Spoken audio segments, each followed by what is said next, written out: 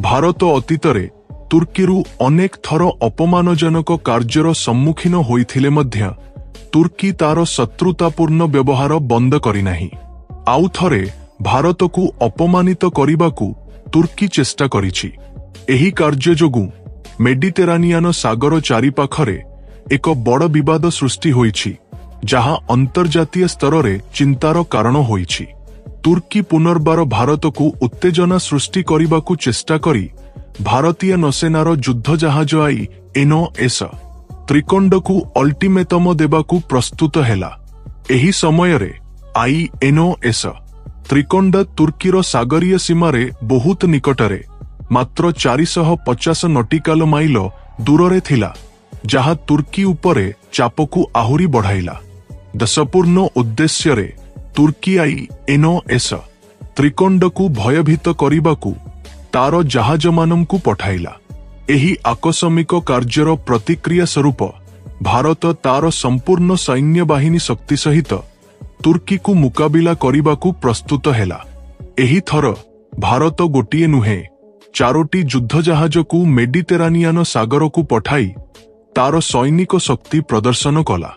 एहाठारू अधिक भारतीय नौसेना को संपूर्ण स्थिरता खरी हैंड दियागला, जहाकू तुर्की पाई एक स्पष्ट चेतावनी बोली विवेचना करागला। गत 24 घंटा मध्यरे INS त्रिकंड तुर्कीर जहाजमानंकू भयंकर भावे परास्त कला। भारत आकाशरे ब्रह्मोस मिसाइल सहित ध्वंस सृष्टि करिथिबारु तुर्की गभीर आतंकरे पड़िला। तुर्की मेडिटेरानियन सागर रे चढ़ाउथिबा अबोध नौसेना घाटीकू INS त्रिकंड मात्र किछि सेकेंडरे ध्वंस करिदेला। एथिरे क्रोधित होई तुर्की भारतकू भयंकर चेतावनी जारी कला।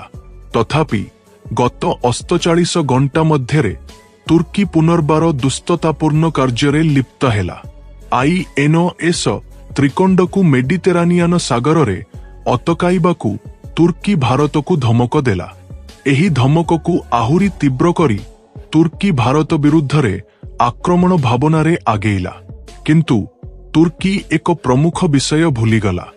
एही कार्यगुड़िकर परिणाम अनुमान करा जाई पारुनथिबा गंभीर हेबो, कारण मेडिटेरानियन सागर रे INS त्रिकंड एका नुहे, एहा सहित आउ 4टी भारतीय युद्ध जहाज मध्य घूरी बुलुछंती। एही जहाजगुड़िकू भारत INS त्रिकंड निकटकू अर्थात तुर्कीर सीमा निकटकू पठाइला। एही विकास सहित भारत एक साहसी निष्पत्ति नेला। तार युद्ध जहाजगुड़िकू संपूर्ण स्थिरता देई परिस्थिति अनुजाई कार्य करिबाकू निर्देश देला। एबे तुर्कीर परिस्थिति अत्यंत जटिल होई पड़िछि।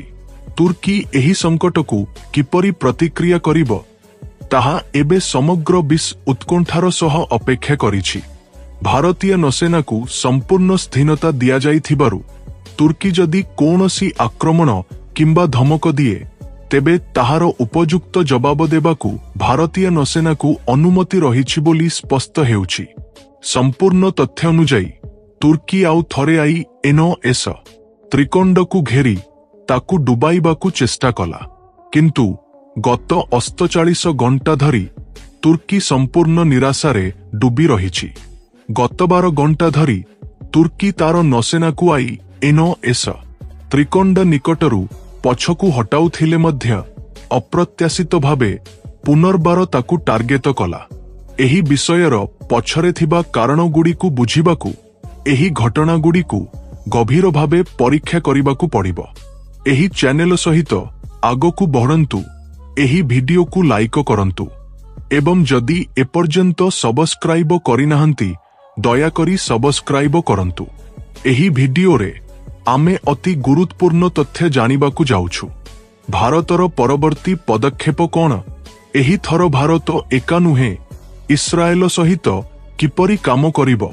भारत एबे एका नुहे INS त्रिकंड सहित इस्राएल मध्य दृढ़ समर्थन देउछि। इस्राएलरू बड़ परिमाण रे सैनिक प्रस्तुति होइछि, जहा तुर्की उपरे आहुरी चाप सृष्टि करिछि।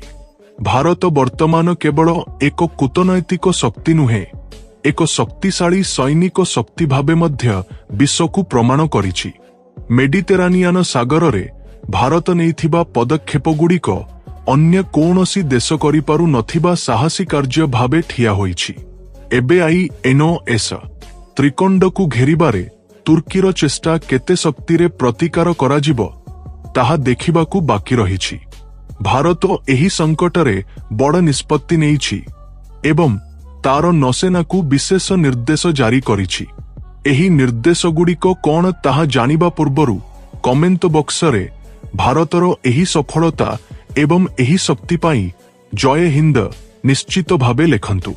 ଏହି କାହାଣୀ ମେଡିଟେରାନିଆନ ସାଗରରେ ଭାରତ INOS ତ୍ରିକଣ୍ଡକୁ ଓହ୍ଲାଇବା ସମୟରୁ ଆରମ୍ଭ ହେଲା। ତୁର୍କୀ ଭାରତକୁ ଯେତେ ବିରୋଧ କଲେ ମଧ୍ୟ ଭାରତ ଦୃଢ଼ ଭାବେ ପ୍ରତିକ୍ରିୟା କରି ତୁର୍କୀକୁ ଝାଳ ବୁହାଇଲା। ଭାରତ ଗୋଟିଏ କିମ୍ବା ଦୁଇଟି ନୁହେଁ, 3ଟି ବ୍ରହ୍ମୋସ ମିସାଇଲ ସହିତ ତୁର୍କୀକୁ ପଛକୁ ଠେଲିଦେଲା। କିନ୍ତୁ ତୁର୍କୀ ହଠାତ୍ ପଛରୁ ଆକ୍ରମଣ କରିବାକୁ ଚେଷ୍ଟା କଲା, ଯାହାକୁ ପିଠିରେ ଛୁରୀ କୁହାଯାଇପାରେ। ତୁର୍କୀ ଭାରତ ଆଗରେ ଏକ ପ୍ରକାର ଏବଂ ପଛରେ ଅନ୍ୟ ପ୍ରକାର ବ୍ୟବହାର କରୁଛି, କିନ୍ତୁ ଭାରତ ଏହିପରି ତୁର୍କୀକୁ ପରାସ୍ତ କରିସାରିଛି। INOS ତ୍ରିକଣ୍ଡ ତୁର୍କୀର ସାଗରୀୟ ସୀମାରୁ ପ୍ରାୟ 450 ନଟିକାଲ ମାଇଲ ଦୂରରେ ଗ୍ରୀସ ସହିତ ନୌସେନା ଅଭ୍ୟାସ ନେଭାଲ ଏକ୍ସରସାଇଜ କରୁଛି। ତୁର୍କୀ ଏବେ ଭାରତକୁ ଭୟଭୀତ କରିବାକୁ ଚେଷ୍ଟା କରୁଛି, କିନ୍ତୁ ଭାରତ ଏହିପରି ଅନ୍ତର୍ଜାତୀୟ ନିୟମକୁ ସ୍ପଷ୍ଟ ଭାବେ ଚେତାବନୀ ଦେଇସାରିଛି। ଯେତେବେଳେ ଏକ ଦେଶ ଅନ୍ୟ ଦେଶ ସହିତ ନୌସେନା ଅଭ୍ୟାସ କରୁଛି, ତୃତୀୟ ଦେଶ ଯଦି ସେହି ଅଭ୍ୟାସକୁ ଆକ୍ରମଣ କରେ କିମ୍ବା ସେହି ଅଞ୍ଚଳକୁ ନିଜର ବୋଲି ଘୋଷଣା କରେ, ତେବେ ତାହା ସିଧାସିଧି ଆକ୍ରମଣ ବୋଲି ବିବେଚନା କରାଯିବ। ତୁର୍କୀ ପୁନର୍ବାର ଏହି ଭୁଲ କଲା। ଭାରତରୁ ଆସିଥିବା INOS ତ୍ରିକଣ୍ଡ ତୁର୍କୀର ସାଗରୀୟ ସୀମାରୁ ପ୍ରାୟ 50 ନଟିକାଲ ମାଇଲ ଦୂରରେ ନୌସେନା ଅଭ୍ୟାସରେ ଭାଗ ନେଉଥିବା ବେଳେ ତୁର୍କୀ ତାର ନୌସେନାରୁ 5ଟି ଯୁଦ୍ଧ ଜାହାଜ ପଠାଇ INOS ତ୍ରିକଣ୍ଡକୁ ଘେରିଲା। ଏହାଠାରୁ ଅଧିକ ତୁର୍କୀ ସୁଇସାଇଡ ଡ୍ରୋନ୍ ମଧ୍ୟ ପଠାଇଲା, ଯାହା INOS ତ୍ରିକଣ୍ଡକୁ ଟାର୍ଗେଟ କରିଥିଲା। ବର୍ତ୍ତମାନ ମେଡିଟେରାନିଆନ ସାଗରରେ INOS ତ୍ରିକଣ୍ଡ ଏକ ଗୁରୁତ୍ୱପୂର୍ଣ୍ଣ ସ୍ଥାନରେ ଅଛି ଏବଂ ତୁର୍କୀ ପୁନର୍ବାର ଏକ ଅଲ୍ଟିମେଟମ ଦେବାକୁ ପ୍ରସ୍ତୁତ ହେଉଛି। ତୁର୍କୀର ଦାବି ଅନୁଯାୟୀ INOS ତ୍ରିକଣ୍ଡ ତୁର୍କୀର ସାଗରୀୟ ସୀମାରୁ 450 ନଟିକାଲ ମାଇଲ ଦୂରକୁ ଯିବା ଉଚିତ, ନଚେତ୍ ବଡ଼ ପଦକ୍ଷେପ ନିଆଯିବ ବୋଲି ଚେତାବନୀ ଦେଇଛି। ଏଠାରେ କାହାଣୀରେ ଏକ ଅପ୍ରତ୍ୟାଶିତ ମୋଡ଼ ଆସୁଛି, ଇସ୍ରାଏଲର ପ୍ରବେଶ। ଏହି ଘଟଣାରେ ଇସ୍ରାଏଲ ହଠାତ୍ ଭାଗ ନେବ ବୋଲି କେହି ଆଶା କରିନଥିଲେ। ଏବେ ତୁର୍କୀକୁ ଭାରତ ସହିତ ଇସ୍ରାଏଲ ସହିତ ମଧ୍ୟ ଶତ୍ରୁତା ସାମ୍ନା କରିବାକୁ ପଡ଼ିବ। ଇସ୍ରାଏଲ ତାର 3ଟି ଯୁଦ୍ଧ ଜାହାଜକୁ ମେଡିଟେରାନିଆନ ସାଗରକୁ ପଠାଇଲା। ତୁର୍କୀ ଭାରତ ଉପରେ ତାର ସୁଇସାଇଡ ଡ୍ରୋନ୍ ବ୍ୟବହାର କରିବାକୁ ଯାଉଥିବା ସ୍ପଷ୍ଟ ଭାବେ ଘୋଷଣା କଲା। ଏହାର ପ୍ରତିକ୍ରିୟାରେ ଇସ୍ରାଏଲ ସାହସୀ ଭାବେ ଜବାବ ଦେଲା, ଠିକ ଅଛି, କର। ଯଦି ତୁମେ ଏହା ଚାହୁଁଛ, ତେବେ କରିବାକୁ ପ୍ରସ୍ତୁତ ହୁଅ। ଇସ୍ରାଏଲ ବିଶ୍ୱରେ ଡ୍ରୋନ୍ ଟେକ୍ନୋଲୋଜିରେ ଆଗରେ ଅଛି ଏବଂ ତାର ସୈନିକ ଶକ୍ତି ସହିତ ପ୍ରତିଯୋଗିତା କରିପାରୁଥିବା ଦେଶ ନାହିଁ ବୋଲି ବିଶ୍ୱକୁ ଜଣା। ଇସ୍ରାଏଲ ଏବେ ଭାରତ ସହିତ ଏହି ସଙ୍କଟରେ ପ୍ରତିଯୋଗିତା କରିବାକୁ ପ୍ରସ୍ତୁତ। ଇସ୍ରାଏଲ ଭାରତକୁ ସୁଇସାଇଡ ଡ୍ରୋନ୍ ଯୋଗାଉଛି, ଯାହା ଭାରତୀୟ ନୌସେନାର ଶକ୍ତିକୁ ଆହୁରି ବଢ଼ାଉଛି। ତୁର୍କୀ ଇସ୍ରାଏଲର ହସ୍ତକ୍ଷେପକୁ ଗ୍ରହଣ କରିପାରିବ ନାହିଁ ଏବଂ ଏହି ବିଷୟରେ ଭୟରେ ଅଛି ବୋଲି ସ୍ପଷ୍ଟ କରିଛି। କିନ୍ତୁ ତୁର୍କୀ ଏକ ପ୍ରମୁଖ ବିଷୟ ଭୁଲିଗଲା। INOS ତ୍ରିକଣ୍ଡ ଏକା ନୁହେଁ, ଏହା କିଛି ସେକେଣ୍ଡରେ ତୁର୍କୀର ନୌସେନାକୁ ଧ୍ୱଂସ କରିବାର କ୍ଷମତା ରଖିଛି। ଅତୀତରେ ଭାରତ INOS ତ୍ରିକଣ୍ଡକୁ ସମ୍ପୂର୍ଣ୍ଣ ସ୍ୱାଧୀନତା ଦେଇନଥିଲା, କିନ୍ତୁ ଏବେ ସେହି ସ୍ୱାଧୀନତା ପାଇବା ମାତ୍ରେ INOS ତ୍ରିକଣ୍ଡ ଏକ ବଡ଼ କାର୍ଯ୍ୟ ପାଇଁ ପ୍ରସ୍ତୁତ ହେଉଛି। ଗୋଟିଏ ପଟେ ତୁର୍କୀ ସାଉଦି ଆରବିଆର ସମର୍ଥନ ସହିତ ଠିଆ ହୋଇଛି, ଅନ୍ୟପଟେ ଭାରତ ସହିତ ଇସ୍ରାଏଲ ମଧ୍ୟ ମଇଦାନକୁ ଓହ୍ଲାଇଛି। ଇସ୍ରାଏଲ ସ୍ପଷ୍ଟ ଭାବେ ଚେତାବନୀ ଦେଇଛି, ଭାରତକୁ ଛାଡ଼ିଦିଅ। ପ୍ରଥମେ ଆମ ସହିତ ଲଢ଼ି ଜିତି ଦେଖାଅ। ଇସ୍ରାଏଲ ତାର ଯୁଦ୍ଧ ଜାହାଜଗୁଡ଼ିକୁ ମେଡିଟେରାନିଆନ ସାଗରରେ ପରବର୍ତ୍ତୀ 12 ଘଣ୍ଟା ମଧ୍ୟରେ ଓହ୍ଲାଇବ ଏବଂ ଯଦି କାହାର ସାହସ ଅଛି ତେବେ ଅଟକାଇ ଦେଖାଅ ବୋଲି ଚ୍ୟାଲେଞ୍ଜ ଦେଇଛି। ତୁର୍କୀ ଏବେ ଏହି ବିଷୟରେ ସ୍ପଷ୍ଟତା ଦେବାକୁ ଆରମ୍ଭ କରିଛି। INS ତ୍ରିକଣ୍ଡ ତାଙ୍କ ସାଗରୀୟ ଅଞ୍ଚଳରେ ଅନୁପ୍ରବେଶ କରିବାକୁ ଚେଷ୍ଟା କରୁଛି ବୋଲି, ସେଥିପାଇଁ ଏହି ପଦକ୍ଷେପ ନେଇଛୁ ବୋଲି ତୁର୍କୀ ଯୁକ୍ତି କରୁଛି। କିନ୍ତୁ ବିଶ୍ୱକୁ ଜଣାଥିବା ସତ୍ୟ ହେଉଛି, ତୁର୍କୀ ମେଡିଟେରାନିଆନ ସାଗରରେ ପ୍ରାୟ 450 ନଟିକାଲ ମାଇଲ ଅଞ୍ଚଳକୁ ନିଜ ନିୟନ୍ତ୍ରଣରେ ନେଇ ସେଠାରେ ଏକ ନୌସେନା ଘାଟି ନିର୍ମାଣ କରିଛି। ଏହି ଘାଟିରେ ତୁର୍କୀ ତାର ଯୁଦ୍ଧ ଜାହାଜଗୁଡ଼ିକୁ ରଖିଥିଲା। ଭାରତ 2 ଦିନ ପୂର୍ବେ ଏହି ଯୁଦ୍ଧ ଜାହାଜଗୁଡ଼ିକୁ ଟାର୍ଗେଟ କରି ଧ୍ୱଂସ କରିଦେଲା, ଯାହାଦ୍ୱାରା ତୁର୍କୀ ଗଭୀର ଆତଙ୍କରେ ପଡ଼ିଲା। ଗୋଟିଏ ପଟେ ଭାରତ ଏକା ଏହି ସଂକଟକୁ ମୁକାବିଲା କରୁଥିବା ବେଳେ ଏବେ ଇସ୍ରାଏଲ ମଧ୍ୟ ଏହି ବିଷୟରେ ହସ୍ତକ୍ଷେପ କରିଛି। ଏହି ସଂକଟରୁ ତୁର୍କୀକୁ କିଏ ରକ୍ଷା କରିବ, ତାହା ଏକ ପ୍ରଶ୍ନ ଉଠୁଛି। ତୁର୍କୀ ତୃତୀୟ ଦେଶର ହସ୍ତକ୍ଷେପକୁ ସହିବ ନାହିଁ ଏବଂ ଇସ୍ରାଏଲ ଏହି ବିଷୟରୁ ଦୂରେଇ ରହିବା ଉଚିତ ବୋଲି ଚେତାବନୀ ଦେଇଛି। ତଥାପି ଭାରତରୁ 4ଟି ଯୁଦ୍ଧ ଜାହାଜ ପଠାଯାଇଥିବା ଖବର ଆସିବା ପରେ ତୁର୍କୀ ପୁନର୍ବାର ଏକ ବ୍ୟାଖ୍ୟା ଦେବାକୁ ଚେଷ୍ଟା କରୁଛି। ଭାରତ ଏହି ସମ୍ପୂର୍ଣ୍ଣ ବିଷୟରେ ତୁର୍କୀକୁ ସିଧାସିଧି ଏକ ଅଲ୍ଟିମେଟମ ଦେଇଛି। INS ତ୍ରିକଣ୍ଡ ଚାରିପାଖରେ ପ୍ରାୟ 8 ଘଣ୍ଟା ପରେ ତୁର୍କୀର ଜାହାଜଗୁଡ଼ିକ ଦେଖାଗଲେ ତା ପରେ ହେବାକୁ ଥିବା ପରିଣାମ ପାଇଁ ଭାରତ ଦାୟୀ ରହିବ ନାହିଁ। ତାହା ତୁର୍କୀକୁ ନିଜେ ବହନ କରିବାକୁ ପଡ଼ିବ ବୋଲି ସ୍ପଷ୍ଟ କରିଛି। ଏହି 8 ଘଣ୍ଟାର ଅଲ୍ଟିମେଟମ ତୁର୍କୀ ପାଇଁ ଏକ ବଡ଼ ଆଘାତ ହୋଇଛି। ତୁର୍କୀ ଏବେ ମଧ୍ୟ ମନେ କରୁଛି ଯେ ସେମାନେ ଏହି ବିଷୟରେ ଜିତିବେ, କିନ୍ତୁ ଭାରତ ନିରନ୍ତର ଆଗକୁ ବଢ଼ୁଛି। ମେଡିଟେରାନିଆନ ସାଗରରେ ତୁର୍କୀ ପ୍ରତି ଭାରତ ଏପର୍ଯ୍ୟନ୍ତ ଦେଖାଇଥିବା ଧୈର୍ଯ୍ୟ ଏବଂ ଶାନ୍ତତା ଏବେ ଆଉ ରହିବ ନାହିଁ ବୋଲି ଅନ୍ତର୍ଜାତୀୟ ବିଶ୍ଳେଷକମାନେ ମନେ କରୁଛନ୍ତି। ତୁର୍କୀ INS ତ୍ରିକଣ୍ଡକୁ ଘେରିବା ଦ୍ୱାରା ଏକ ବଡ଼ ଭୁଲ କଲା। ଏହି କାର୍ଯ୍ୟ ଭାରତରୁ ଏକ ଶକ୍ତିଶାଳୀ ପ୍ରତିକ୍ରିୟାର କାରଣ ହେବ। ଏବେ ଭାରତ ଏହି ସଂକଟକୁ କିପରି ମୁକାବିଲା କରିବ ତାହା ଦେଖିବାକୁ ବାକି ରହିଛି।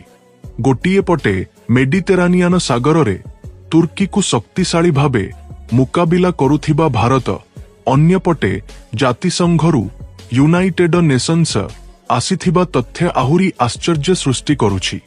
ଜାତିସଂଘରେ ଭାରତ ସ୍ଥାୟୀ ସଦସ୍ୟତା ପାଇଁ କରୁଥିବା ପ୍ରୟାସ ବିଷୟରେ ବଡ଼ ଖବର ଆସୁଛି।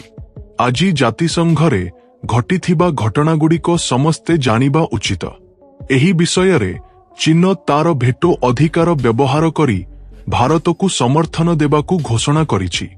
ଏହି ଥର ଚୀନ ଭେଟୋ ମାଧ୍ୟମରେ ଭାରତକୁ ସକାରାତ୍ମକ ଭାବେ ସମର୍ଥନ କଲା, କିନ୍ତୁ ତୁର୍କୀ, ସାଉଦି ଆରବିଆ ଏବଂ ଅନ୍ୟ କିଛି ଦେଶ ଏହି ବିଷୟରେ ଦ୍ୱନ୍ଦ୍ୱରେ ବ୍ୟବହାର କରିଛନ୍ତି। ସେଥିପାଇଁ ଭାରତ ଗୋଟିଏ ପଟେ ମେଡିଟେରାନିଆନ ସାଗରରେ ତୁର୍କୀକୁ ଏବଂ ଅନ୍ୟପଟେ ଲାଲ ସାଗରରେ ସାଉଦି ଆରବିଆକୁ ନିୟନ୍ତ୍ରଣ କଲା। ଜାତିସଂଘରେ ମଧ୍ୟ ଭାରତ ଏହି ଦେଶଗୁଡ଼ିକୁ ଶକ୍ତ ବିରୋଧ କରିଛି।